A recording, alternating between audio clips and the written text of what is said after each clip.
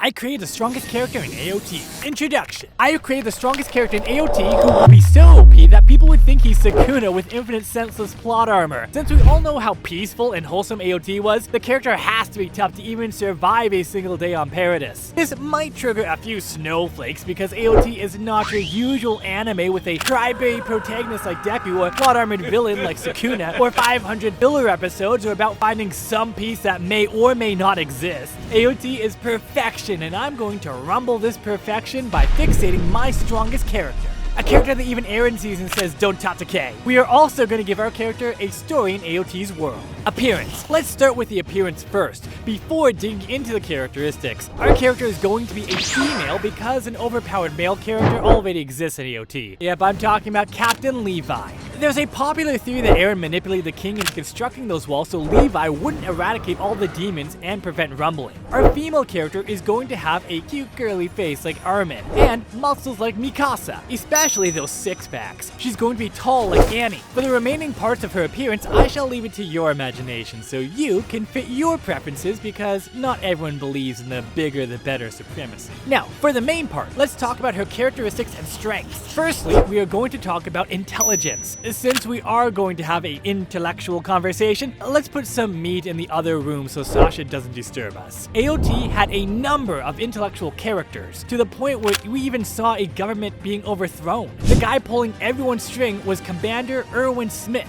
The government decided to end his life, so he countered by ending their government. Therefore, we are going to take Commander Erwin's Game Master skills and put them into our character. Erwin is the only guy who was able to defeat Captain Levi, and he did that by outnumbering him and using the latest ODM gear. This has to be one of the most badass achievements because not even a forest full of titans could stop Captain Levi. Moreover, Erwin is best at putting others to their best use. Captain Levi, Hanji, and Armin are the best examples. Hanji has to be the PhD lecturer final boss. She never stops researching, and the reason Survey Corps got this far was because of her. Thirdly, Armin, who was supposed to be just an innocent boy with a girly face, became Erwin's golden card. Erwin was able to see these individual skills and put them to their best use, so our character is going to be a mastermind like him. We are also going to take Hanji's research abilities and combine them with Armin's observational and critical thinking skills. These skills combined with Erwin's analytical and planning skills would make our character have Liouch or Kira's or L's brain. Hanji was the one who figured out a Titan's weaknesses and all their properties. She's the one who helped Eren grab full control of his power so he can do a Hongi bonfire. She became the commander of the Survey Corps after Erwin for a reason. Moving on to Armin, he may get a lot of hate because he survived instead of Commander Erwin, but he's still a very high IQ person. He's so clever that he first trapped Annie, then ate the guy who had been pursuing her for years, her Toto, and then rizzed her up while she was frozen in prison. Surely a 10,000 aura move.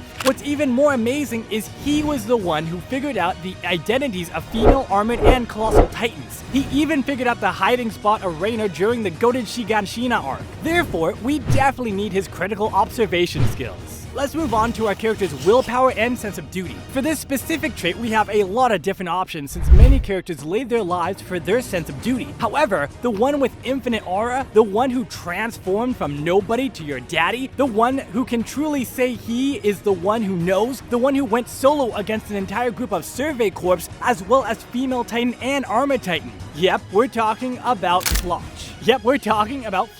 The guy was a random crybaby during the Shiganshina arc, but he was the only one who survived after hearing Commander Erwin's goated speech. Floch was the only one who knew about Eren's rumbling plan. Floch was the only one who never doubted Eren. Floch led the Jaegerist with his head held high, so we definitely need that determination. Next up is compassion. I think we know this one goes without saying, since our character is female as well, we need that irresistible Historia compassion. She had the power to turn normal girls into Lebanese girls and restart guys into straight football guys. Despite having a rough upbringing, Historia had a beautiful heart, so we might as well add that.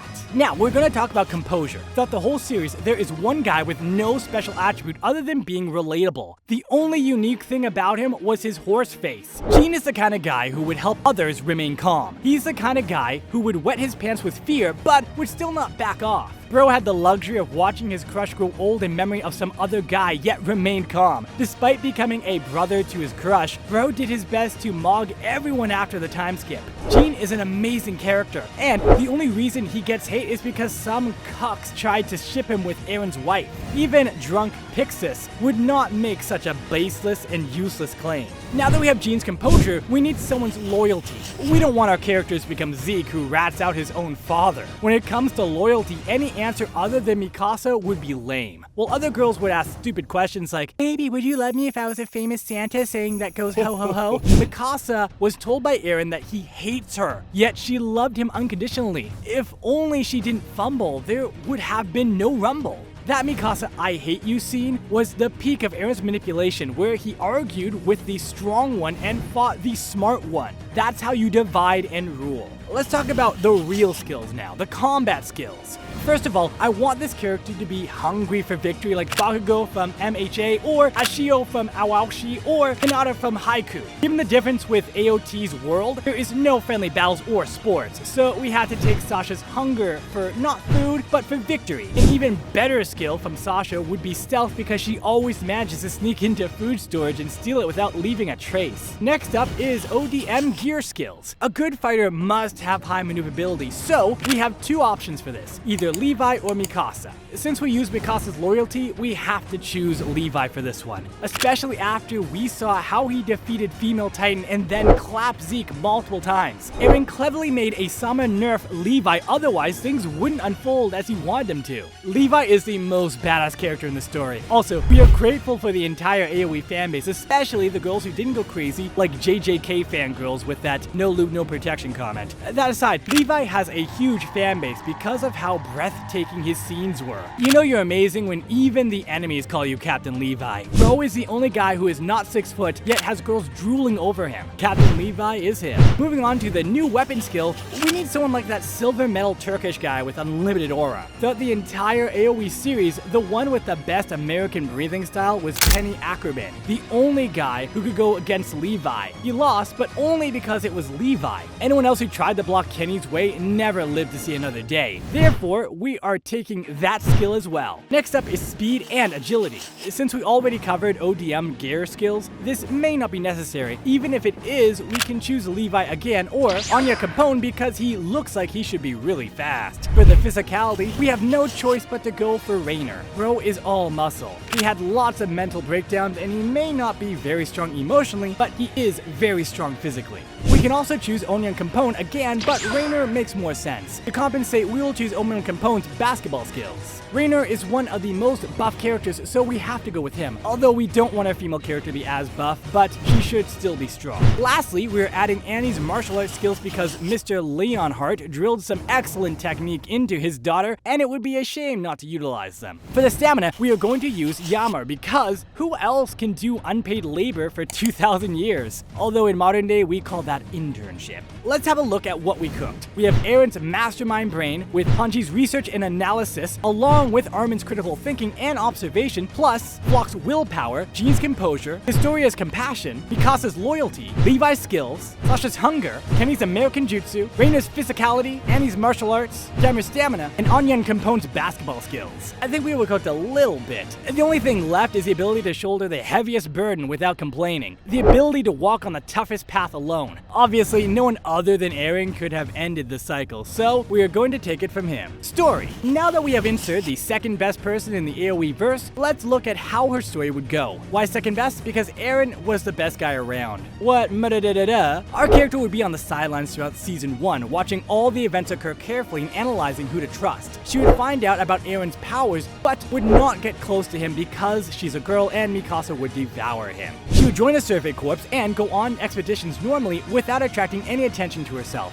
She would then get an extra power buff after hearing Commander Erwin's speech, but because of her speed and agility, she would manage to survive as well. Until now, she hasn't changed anything about the sequence, so you must be wondering if this character is lame. However, let me assure you that she has one of the biggest responsibilities to fulfill in the story. At the start of season 4, Eren is not the only guy who is in Marley. Our character has sneaked in as well, and she's keeping an eye on Eren. She tries to get rid of Rainer or Zeke, but whenever she finalizes her plan, Zeke and Rainer are sent on the same expedition. Our character is now confused. She tried to eliminate Zeke during the Shigan Shina arc but failed. She tried to save Marco earlier in season 1 but failed. Now she is again unable to make any changes to the story. Finally, Eren kills the Warhammer Titan and is leaving Merle with a survey corpse, while our character decides to stay in Merle for some more time because she can't let anyone know that she was watching over Eren. That's when she notices something strange. A little girl is hanging on to the rope of the scout's airplane and is trying to sneak in with a gun. Our character isn't worried about some random child and is afraid to take action because she doesn't want to hurt a child.